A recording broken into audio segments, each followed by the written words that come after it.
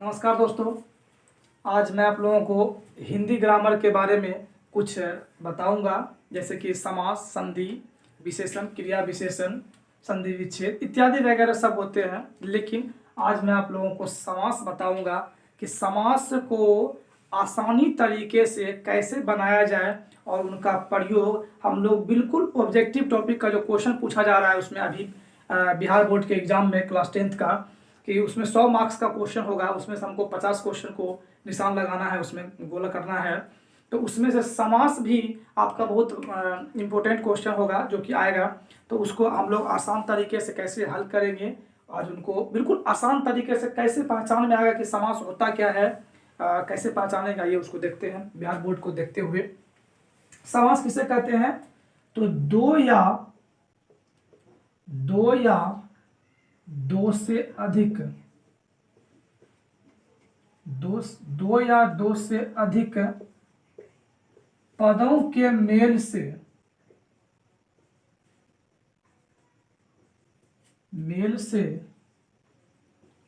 बने तीसरे सार्थक शब्द को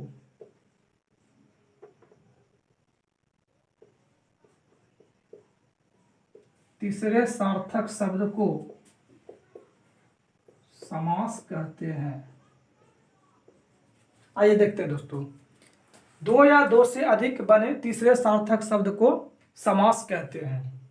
देखिए ये इनका डिफिनेशन है। अगर कोई शब्द में त्रुटि होगी तो उन पर ध्यान ना देकर भाषाओं को देखेंगे आप लोग कि हम बोल क्या रहे हैं।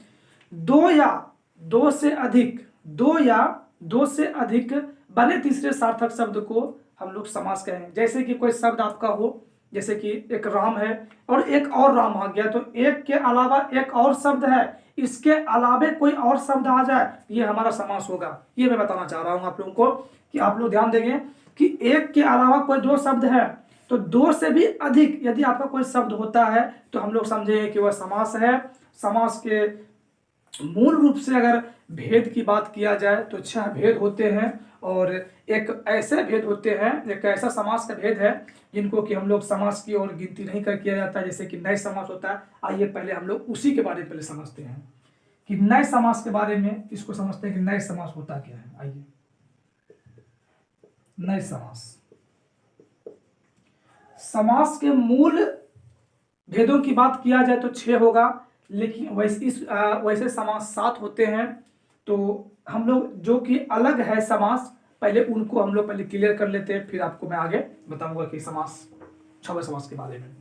नए समास बस बिल्कुल आसान तरीके से इनको समझेंगे। नहीं का मतलब नहीं, बिल्कुल नए समास है, इसका मतलब हुआ कि नहीं। बस ये समझ लीजिए कि इसमें नहीं है, इसमें कुछ भी आपका नहीं हो, वह मेरा नए समास होगा। इससे भी एक और आसान तरीका आइए आप लोग को बताता हूं। जिस शब्द के आगे में ओ लगा हो,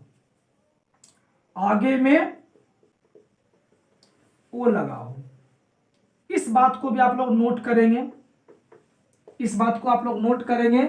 नए समास का मतलब नहीं, उसका डिफिनेशन करने के बाद जब समास को विग्रह किया जाएगा उसमें नहीं होगा, लेकिन और आसान तरीके से उस शब्द के आगे में ओ लगा रहेगा।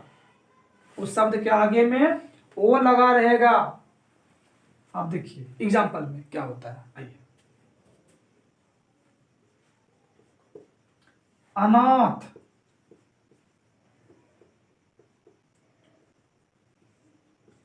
सबसे पहले कैसे क्या पकड़ेंगे इसको? आगे में देखिए क्या लगा हुआ है, ओ लगा हुआ है, आगे में ओ लगा हुआ है, तो यह पहचान में आ गया कि यह नए समास है। यदि आपको यह नहीं समझ में, आइए इसका विग्रह करके देखते हैं। जिसका कोई नाथ नहीं हो,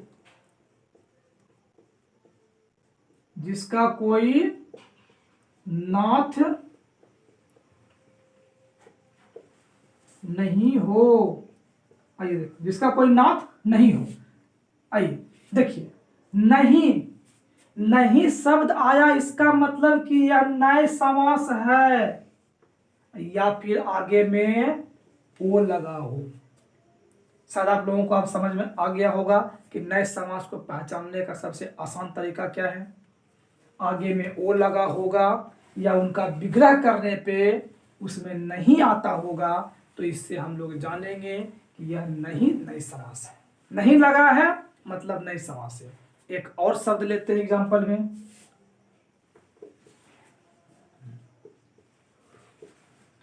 अन्याय।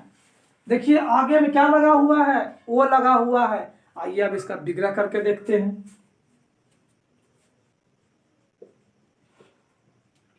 जिसका कोई न्याय नहीं हो या जिसका न्याय नहीं हो, जिसका कोई, या फिर डायरेक्ट इनको समझेंगे कि जिनका न्याय नहीं हो या फिर नहीं हो, सिर्फ कोई न्याय नहीं हो। आप इस बात को ध्यान देंगे, नहीं को सिर्फ देखेंगे, आप लोग सिर्फ नहीं को देखेंगे कि नहीं लगा है, इसका मतलब कि नहीं नए समास है। नहीं लगा है नए समास है। विग्रह को आप करने के बाद आपको नहीं आता है, इसका मतलब समझ जाइएगा कि यह नए समास है या आगे में ओ लगा हो। अब इसी प्रकार से अगर ओ सम्मान लगा है मतलब उसका सम्मान नहीं किया जा रहा है, नहीं शब्द आया, नए समास। इसी प्रकार के भिन्न भिन्न प्रकार के आपको नए समास के बारे में दिया जाएगा। अगर आप अच्छी तरह से इनको समझ चुके हैं, जानते हैं और इसको बार बार आप पढ़ेंगे तो शायद आपका एग्जाम क्लियर अच्छी तरह से अच्छा मार्क्स से आप पास कर सकते हैं। अब जो मूल बात आती है समास की, अब हम लोग उसको देखते हैं कि कौन सा है। बिल्कुल आसान तरीके से हम लोग देखेंगे कि क्या होता है।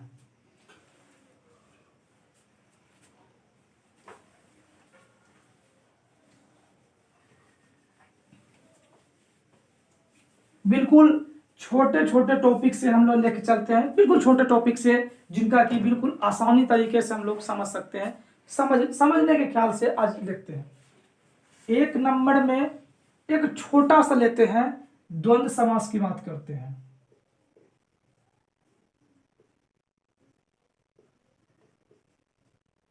आइए देखते हैं द्वंद्व समास के बारे में। देखिए इनका डिफिनेशन काफी लंबा है। जिनका दोनों पद प्रधान हो, दोनों पद की व्याख्या किया जाए, द्वंद्व समास है। लेकिन हमको बिल्कुल बहुत कम समय में हमको समझना कैसे है, कैसे पहचान में आ जाए कि यह द्वंद्व समास है। बशर्ते आप एक बात को ध्यान देंगे कि उसमें कहीं ना कहीं आपका दोनों पद का वर्णन करता हो।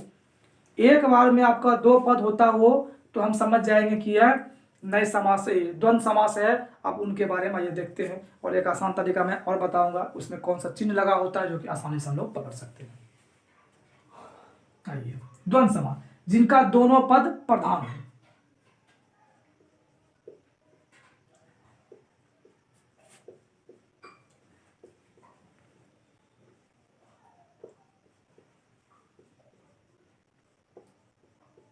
जिनका दोनों पद प्रधान हो तो वह क्या होगा, द्वंद्व समास होगा। आइए इनका डिफिनेशन तो जान लिए, अब एग्जाम्पल देखते हैं। एग्जाम्पल में क्या होगा, माता पिता, दो शब्द है, माता पिता, मतलब एक दूसरे का कॉम्बिनेशन बिल्कुल साथ में है। दो शब्द ऐसा होगा जो आपस में एक दूसरे से पर मिलता जुलता होगा, एक दूसरे का कहीं ना कहीं रिलेशन होगा। भाई बहन,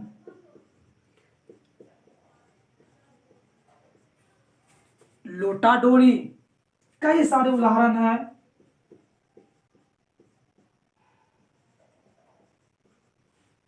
विशेष रूप से आप लोग आगे बताऊंगा, लेकिन फिलहाल इतना सा समझिए कि माता पिता है इसमें दिया हुआ। लेकिन इस बात को भी ध्यान देंगे, यदि आपको समझ में नहीं आ रहा है तो आप इस बात को भी ध्यान देंगे, इसमें इस प्रकार का चिन्ह लगा होगा। मैं जिसको गोला किया हुआ हूं आप इसको ध्यान देंगे, इसमें द्वंद्व समास में आपका इस प्रकार का चिन्ह लगा होगा तो आप समझ जाएंगे कि यह द्वंद्व समास के बारे में बता रहा है। और इसका आंसर आप तुरंत ऑप्शन में खोजिएगा और जाकर के निशान लगा के चलाइएगा। तो लोटा डोरी कौन सा समास हो जाएगा? द्वंद्व समास। भाई बहन कौन सा समास? द्वंद्व समास। माता पिता कौन सा समास? द्वंद्व समास। कहीं ऐसा होगा कि आपका ना ये चिन्ह दिया होगा और ना ये दोनों में से कोई चिन्ह दिया होगा। कुछ ऐसे शब्द होंगे जो कि दोनों एक दूसरे से कनेक्टेड होंगे, तो उनके बारे में भी मैं बताऊंगा। ये बिल्कुल आसान तरीके से है, इसलिए इनको आप लोगों को समझाने के लिए कि जल्द से जल्द आप लोगों को समझ में आ जाए और आपका एग्ज़ाम काफ़ी नज़दीक हो गया है और आप उसको क्वालिफाई कर सकते हैं जल्दबाजी से। द्वंद्व समास को इतना सा, इससे आगे आप लोगों को बोर्ड में, बिहार बोर्ड में इससे ज़्यादा कुछ पूछने वाला नहीं है। अब इसी के साथ एक और होता है समास, द्विगु समास।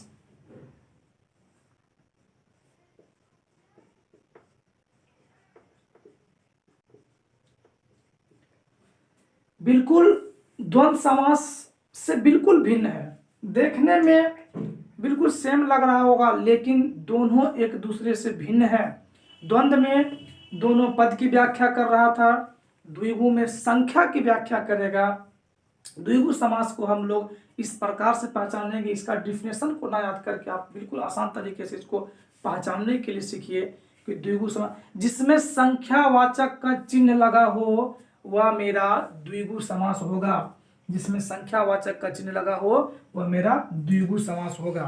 संख्यावाचक कोई भी संख्या, मैं इसका बिल्कुल डायरेक्ट मैं एग्जांपल बताता हूं कि द्विगु समास का उदाहरण क्या लेंगे। जैसे अठन्नी या चमन्नी, चौमासा। चौमासा का व्याख्या कीजिए, इसको सिंपल पहचानेंगे, संख्या हो जिसमें संख्या लगा हो। आइए चौमासा। 4 महीना, इसका व्याख्या करेंगे तो होगा 4 महीना या 4 माह। मतलब 4 महीना, 4 मेरा क्या है? संख्या है।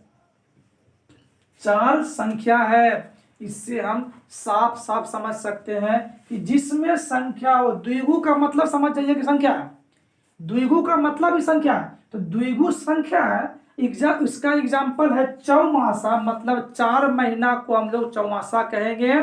4 महीना को चौमासा कहेंगे, है ना। 4 इसको क्या कहेंगे? 4 चौमासा को 4 महीना कहेंगे और 4 मेरा है संख्या।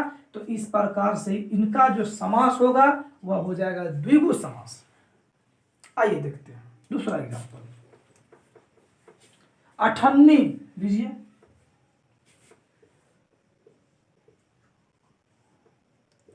अठन्नी, अठन्नी का मतलब होता है 8 आना, मतलब 50 पैसा।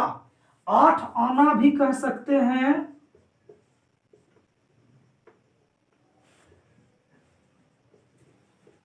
8 आना भी कह सकते हैं, या इसको हम लोग 50 पैसा भी कह सकते हैं। अठन्नी का मतलब ही होता है 8 आना या 50 पैसा। अब 8 क्या है? संख्या है। यह भी मेरा क्या है? संख्या है। बस मूल बात, इस बात को याद रखना आपको पहचानने के लिए कि द्विगु का मतलब ही होता है संख्या। द्विगु का मतलब ही होता है संख्या। अब संख्या क्या है? तो 4 संख्या है, 8 संख्या है, 50 संख्या है, 10 संख्या है, 3 क्या है? संख्या है। तो इस प्रकार से आप इसको अच्छे तरह से याद कीजिए, इनको समझिए। जिनको समझ में नहीं आ रहा है कृपया वो हमें कमेंट करके बताएं, मैं उसके लिए एक अलग क्लास करवा दूंगा फिर से। और उसके बाद मैं BSEB बिहार बोर्ड एग्जामिनेशन का फिर मैं क्वेश्चन भी आप लोगों को करवाऊंगा और उसमें बतलाऊंगा, दिखा दूंगा कि इन सब क्वेश्चन को आसानी तरीके से हम लोग कैसे हल कर सकते हैं, क्योंकि वहाँ पे समय हमको बिल्कुल कम होता है और समय के अनुसार ही हम सवाल को हल कर सकते हैं, क्योंकि 100 क्वेश्चन और 1 घंटे का टाइमिंग होगा आप लोगों के बीच में। तो हमको उसी के अनुसार हमको सवाल को हल करना है, उसी को देखते हुए हमको समास सीखना है। उसी प्रकार से आगे समास कुछ और बच जाता है, मैं उसको आगे क्लास में करवा दूंगा।